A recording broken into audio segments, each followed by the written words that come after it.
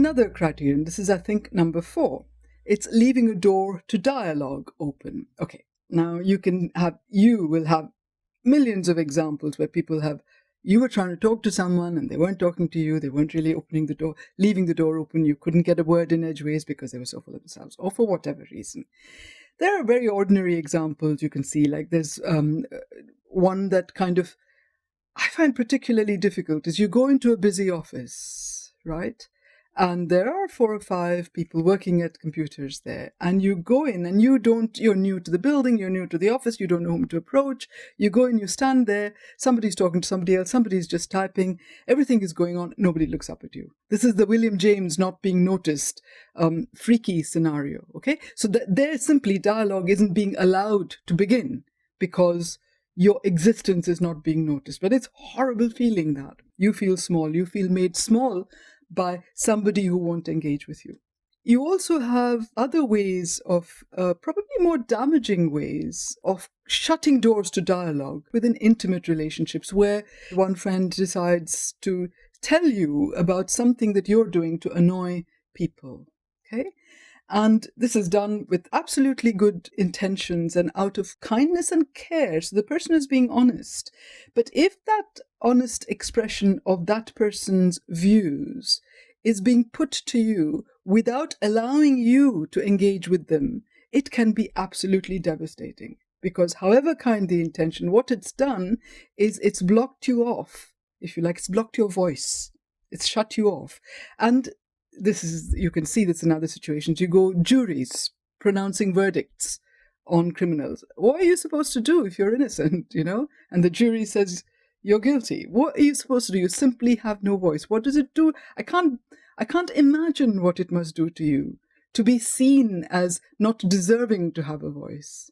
And at smaller ways, it happens in everyday life too, teachers or panels make judgments about students' work.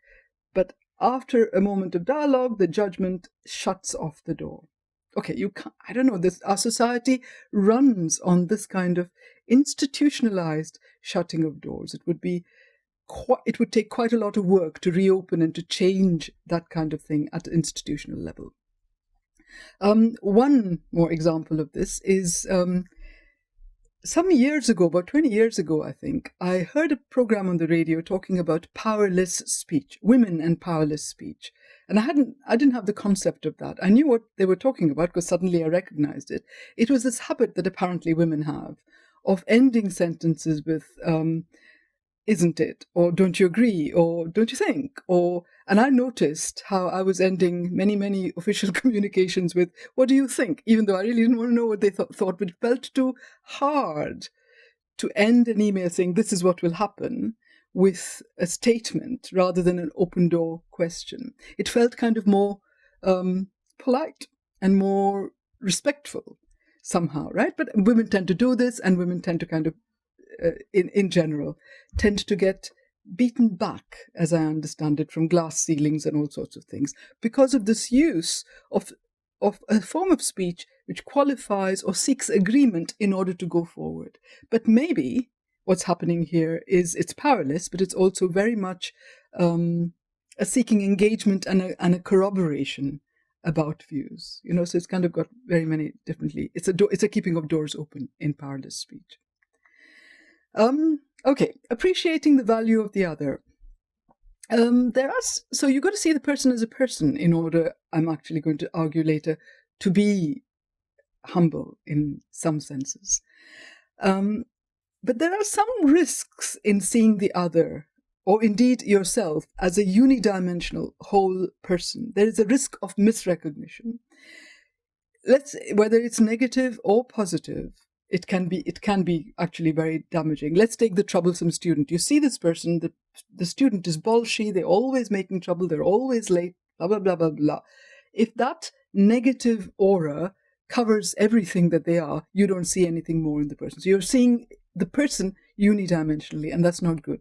That can happen positively as well. So you see the wonderful lover, the person you've just fallen in love with, as a kind of through rose-tinted glasses, which are equally untrue and equally prone to misrecognition. And It bodes no good for anyone, neither the other person nor for you, to continue with this unidimensionality of the perception of the person. Same thing happens to the self. You win a prize, suddenly it goes to your head, and you think, I'm a superstar self, right? It's simply untrue. What's happening there is the one dimension is taking over the reality of the variety of aspects of self and the reality of different moments. You're becoming stuck, either in one dimension or out of time. And the same thing can happen very much more negatively with thinking of yourself as worthless. You make one mistake, you see yourself globally as, I'm a useless person, I'm just not bright, I'm just not good, or I'm a bad person, and so on and so forth. So there's a risk in seeing the other as a person as one unidimensional whole. There needs to be an acceptance of multidimensionality, of seeing the person present in the moment, although you do need to also go beyond that, as we will speak about at another point in time. And the last thing, the last criterion that I want to talk about is attraction to difference. And this is important because there has been a lot of talk both in psychology and in philosophy about how the perception of similarity between yourself and another is absolutely crucial to getting on with the person, to understanding them, to having any kind of relationship with them. And I think although there's got to be a limit to how dissimilar a person can be before you can get on with them, the really crucial thing, and in my view, the starting point for dialogue is difference. It's not similarity. You're not, you need response to yourself from a different other whom you perceive as different and whom you are attracted to as different. Why do I say this? Okay, I'm going to give you some quotes from a couple of people which spell this out a bit. Martin Buber. Though the thou, he says, is not an it is also not another I. He who treats a person as another I doesn't really see that person, but only a projected image of himself. Okay? Now you can see this in infancy as well. Yes, infants recognize some degrees of similarity, bodily embodied similarity between self and other, but they're also very much aware of distinctions between self and other at birth and are attracted, if you like, to dialogue and response rather than similarity. Okay, so how do they say this at birth? Self-other recognition, differentiation at birth? Well, actually, yes. So there are different studies showing this, but one neat one, it's a very simple one, is you know that babies, when you touch their cheeks, newborn baby, you touch their cheeks, they open their mouth to root, right? So it's a kind of a reflex, a rooting reflex. You touch their cheek, they'll open their mouth to root. They accidentally touch their cheeks with their whole arm movements, and they don't turn their mouth to root quite so often or quite so much.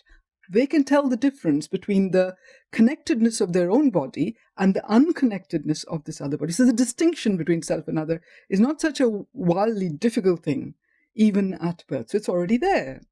And certainly within the space of 2 months or 3 months, infants are able to engage in dialogue of saying different things, of having what they call proto-conversations, and in fact, of preferring other people's responses when they are responses rather than when they are imitations of what they themselves are doing. So something about difference is attractive. And I think it's attractive because it draws you in. It's like it touches on the almost known and it says, come and join me, come and be one of us, come and join the group. And that's, if you like, what happens in dialogue. You get drawn in. Now, a few more quotes. So dialogue needs response. Somebody else to respond to you and you to respond to the other person. It needs surprise. Okay?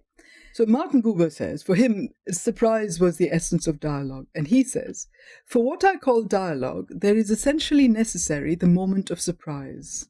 The whole charm of dialogue is that I do not know and cannot know what my partner will do. I am surprised by what he does, and on this surprise, the whole play is based. Imagine if you were having a telephone conversation with a friend was reading from a script. There would be no surprise somewhere, and the disjointedness of it would kill that dialogue quite quickly. Okay, and in conversations in general, in how conversations progress, you can't plan or prescript them. Here's a quote from Gadamer. We say, he says, that we conduct a conversation, but the more genuine a conversation is, the less its conduct lies within the will of either partner. Thus, a genuine conversation is never the one we wanted to conduct. Rather, it is generally more correct to say that we fall into conversation, or even that we become involved in it. No one knows in advance what will come out of a conversation. Understanding or its failure is like an event that happens to us. It allows something to emerge, which henceforth exists. Okay, and that's it for this part.